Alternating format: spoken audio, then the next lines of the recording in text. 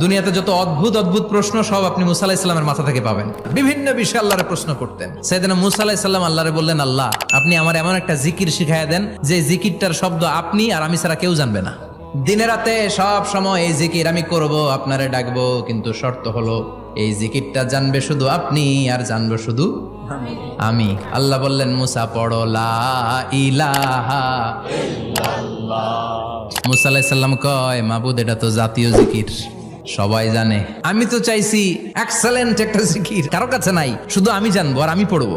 আল্লাহ বললেন, মুসা এই লা ইলাহাকে যদি এক পাল্লায় রেখে দাও, তাম বিশ্ব, সাত আকাশ, সাত জমিনটারে তুলে যদি তুমি আরেক পাল্লায় রেখে দাও, লা রাজাহাত কাফাতু লা ইলাহা ইল্লাল্লাহ, মুহূর্তের মধ্যে লা ইলাহার পাল্লা ভারী হয়ে যাবে।